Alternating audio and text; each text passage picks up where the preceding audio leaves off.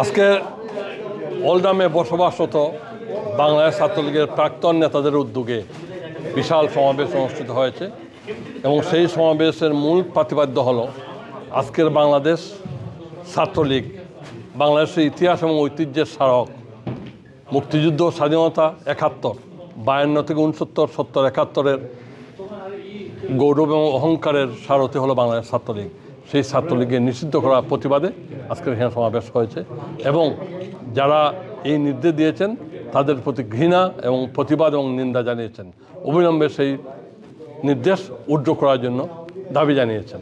পাশাপাশি আজকের all party parliamentarian group Bangladesh সফর করে এসে ব্রিটিশ পররাষ্ট্রমন্ত্রী ডেভিড লামিকে বলেছেন যে বাংলাদেশে ইসলামিক এক্সট্রিমিস্টের উত্থানের কথা তারা খুব শঙ্কিত হয়েছেন। আমরা বারবার যে কথাটা বলছি, বাংলাদেশের সফল সার্থক প্রধানমন্ত্রী শেখ হাসিনা বাংলাদেশে যে জঙ্গিবাদ নিধন করেছিলেন, আজকের বাংলাদেশ আবার সেই জঙ্গিবাদের উত্থানের তারা সন্দেহ প্রকাশ করেছেন। আমরা বলতে চাই ডক্টর ইউনূস এবং নজরুল সমন্বয়ক গ্যাংরা সারা বাংলাদেশে জঙ্গিবাদ তৈরি করছেন, জঙ্গিবাদ রাষ্ট্র হিসাবে পরিণত করেছেন। আমরা তার নিন্দা জানাই। অবিলম্বে সেই জঙ্গিবাদী গোষ্ঠী ডক্টর ইউনূস, নজরুল এবং মাহফুজে আলম সহ সমন্বয়ক যারা জঙ্গিবাদের প্রেতাত্মা তাদের পদত্যাগ দাবি করছে।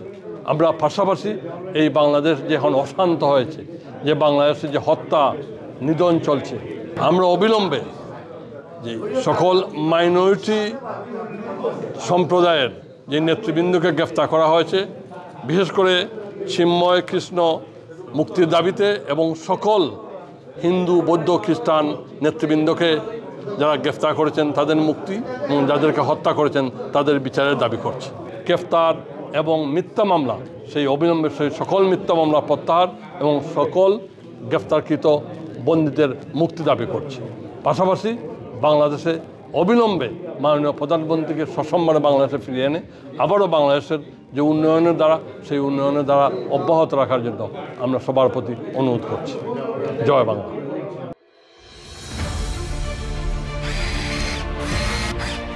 আলোতে থাকুন, ফোকাসে থাকুন, হাত রাখুন প্রজন্মের হাতে।